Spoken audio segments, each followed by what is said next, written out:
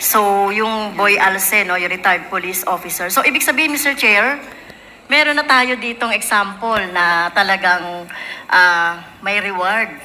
Example natin si Colonel Garma herself na tumanggap ng reward based on this mga operations. Right? Yes, Your Honor. Okay. So, medyo Okay, may napansin ako dito. Tingnan ninyo sinabi kasi ni itong si Castro na convicted. Sabi niya, so ibig sabihin may reward system, sabi niya. Yes, Your Honor, sabi ni Garma. Pero tingnan ninyo, napabuntong hininga pa siya.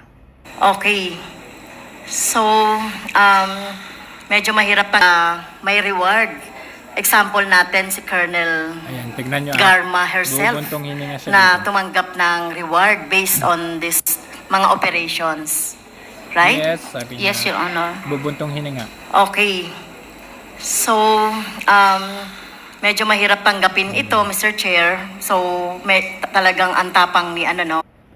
So makikita mo talaga dito, what is something bothering itong si Colonel Garma? Makikita ninyo rin sa kanyang facial gesture. Parang bothered na bothered siya. Tingnan mo niya, ang lalim ng kanyang iniisip habang nagtatanong yung interpellator. Hindi mo maintindihan. Unlike doon kay Colonel Leonardo. Tok-tok, hangyo. Nang ibig sabihin ay kakatok, tapos ay pakikiusapan na sumurrender na. Talagang antapang ni no? Si Colonel Garma, no? Pinakita niya dito talaga yung cooperation at tapang niya, no, na ganito. Dahil gusto talaga natin makakuha ng mga sample na merong reward.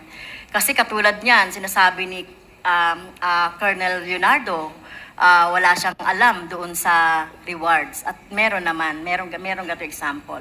At makakakita pa tayo niyan. Bistado na talaga, may script talaga yung mga to. Alam niyo kung bakit?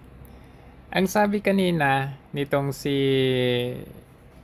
Dan Fernandez sa kanyang interview kay Ted Filon, sabi niya, tinanong ni Ted Filon kung meron bang ebidensya itong si Garma. So ang sabi niya, walang ebidensya maliban doon sa kanyang affidavit. Not unless merong mag-corroborate. Which means, kung mag-corroborate daw itong si Colonel Leonardo, ay pwede raw yun. Sir, ito po kasing affidavit ni GM Garma ay salita, ano? Opo. Oo, affidavit Yes, po ito. So far po, anong hawak ng komite na anuman pong patunay sa katotohanan nito? Meaning, meron na hong corroboration dito sa naging pahayag po so far ni Garma sa inyo po mga naging pagdinig, Congressman? Yes, wala pa pong corroborating yan. Kaya that's the reason why maghihiring po tayo ngayon para po imbitahan yung mga taong nabanggit niya. Pero just now, ito ang sabi ni Leonardo. So, Colonel Leonardo, maaari niyo po bang kumpirmahin na sa war on drugs ng dating Pangulong Duterte, meron po bang reward system in place noong panahon ng war on drugs ng dating Pangulo? There are rumors, Mr. Chair, narinig po. Pero wala po akong personal knowledge, Mr. Chair. Sinabi ni Colonel Garma sa kanyang affidavit na kayo daw po yung sentro ng pagbibigay ng reward system. Colonel Leonardo, sabi nga po ng ating chairman, basa na po yung paa ninyo, ba't hindi pa po kayo maligo? Pwede niyo po bang aminin na o pwede niyo po bang magsabi na tayo ng katotohanan dahil lahat naman po paturo papunta sa inyo. So malinaw, gusto nitong crocodile na ito na sabihin or mag-corroborate, parang hindi ko alam baka merong backstage usapan yung mga to na sinabi kay Colonel Leonardo. Pero dito sa hearing na to, mapansin natin na hindi talaga magko-corroborate yung sinasabi ni Garma at nitong si Colonel Leonardo. Kaya nga ito, nakita ninyo, nagagalit na itong si Crocodile. O pwede nyo po bang magsabi na tayo ng katotohanan? Dahil lahat naman po, paturo papunta sa inyo. Hindi lang po isa ang taong nagsasabi na meron po talagang reward system na nangyayari. Colonel Leonardo, meron po ba, meron o wala po bang reward system nung panahon ng war on drugs ng dating Pangulong Duterte? Hindi ba't sa korte, tatanungin ka, meron ba o wala? Ngayon, ang sagot mo, wala o meron. Ngayon, it's up to the court and to the lawyers na ipakita ang kanilang ebidensya. Pero dito, sundan ninyo ang tanong at ang sagot. Sabi ni Crocodile, meron ho ba o wala? Ang sagot ni Colonel, wala. Hindi niya nagustuhan yung sagot na wala. Mas lalo pang siyang nagalit. Tunghayan natin. Kasi ang gusto niyang sabihin ni Colonel Leonardo, dapat magtungma doon sa sinasabi ni Colonel Garma. Tunghayan natin. And ang sinabi ko po, Mr. Chair, based on my personal knowledge, wala po akong alam na reward po, wala. Ibig niyo po bang sabihin, nagsisinungaling po si Colonel Garma? Hindi ko po alam, baka meron po siyang alam tungkol doon. Ako po kasi, hindi po kasi sir, Mr. Chair. So, hindi niya nagustuhan ang sagot. To the point na, sasabihin niya, ibig niyong sabihin sinungaling si Garma. So, ibig sabihin, para kay Crocodile, mas pinapaboran niya or mas may credibility ayon sa kanya itong si Garma. Hindi hubat ang sabi nila, pag nag-corroborate, pwede yon, malakas yon. Pero hindi nagko-corroborate. Ang tanong, bakit hindi mo ma-accept ang sagot nung isa? Ito, nagagalit na eh. That would be outside the scope of... Meron nga po siyang alam, Colonel Leonardo. At kayo nga po yung sinasabi niyang may alam. Kayo nga po yung sentro. Sabi niyo po may alam po siya. Ang sinasabi nga po niya, kayo po yung sentro. Kayo po ang nag-ooperate ng reward system. Sinabi nga rin po niya na tinatawagan po kayo, kinakausap po kayo ni Senator Bongo at sa pagbibigay ng reward. Sinabi rin po ng kanyang affidavit na certain Muking ang kumakausap po sa inyo. So kung gano'n naman pala, kung may conversation with Senator Bongo, then PNP Chief Senator Bato, bakit hindi sila magpakita ng evidence na merong conversation talaga? Sinabi rin po ng kanyang affidavit na certain Muking ang kumakausap po sa inyo. Ibig pong sabihin, nagsisinungaling po si Colonel Garma. Ako po, hindi ko po alam yung sinasabi niya, Mr. Chair. Colonel Garma, ano po bang masasabi nyo?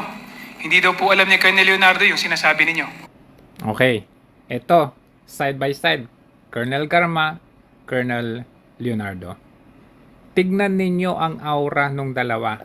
Sino sa kanila ang bothered? Sino sa kanila ang kampante? Sir, sinabi ko lang po yung totoo na alam ko po. Sana po makapag-isip po na maayos si Sir.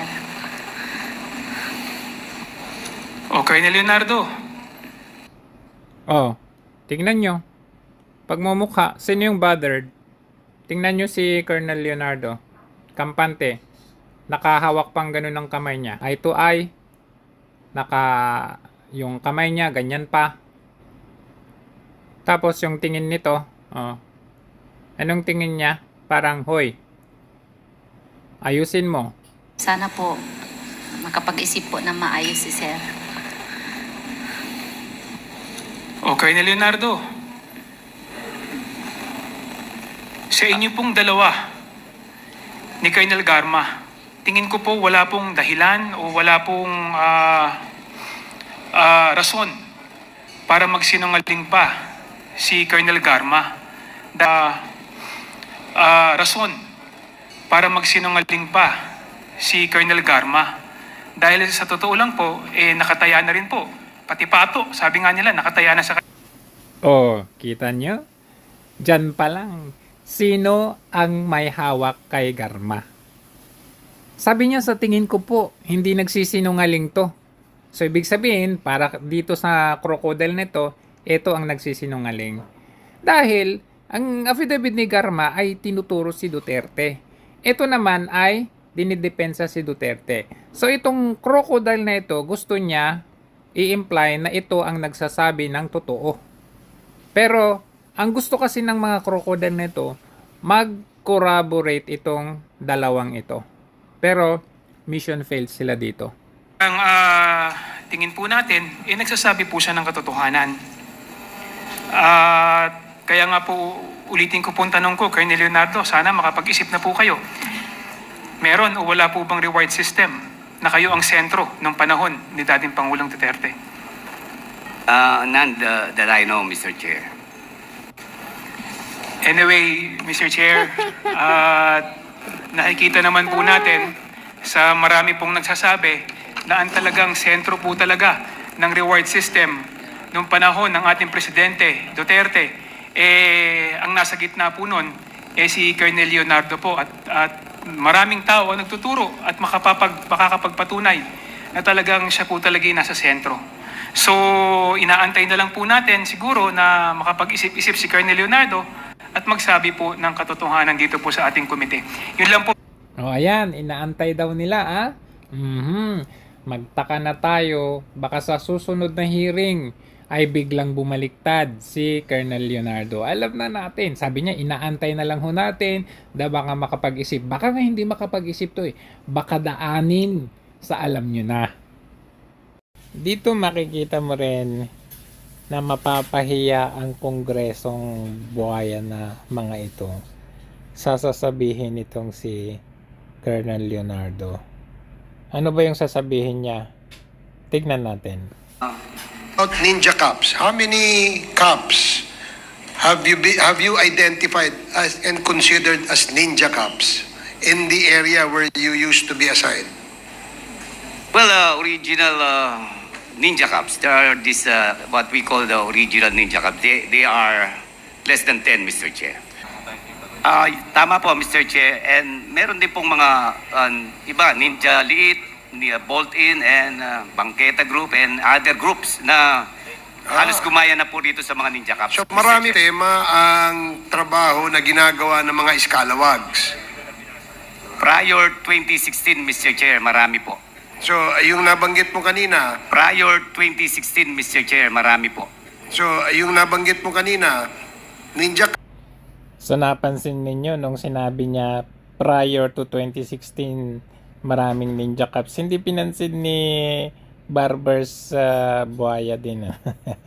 Hindi niya pinansin. Kaya uulitin ulit ni Colonel Leonardo yan.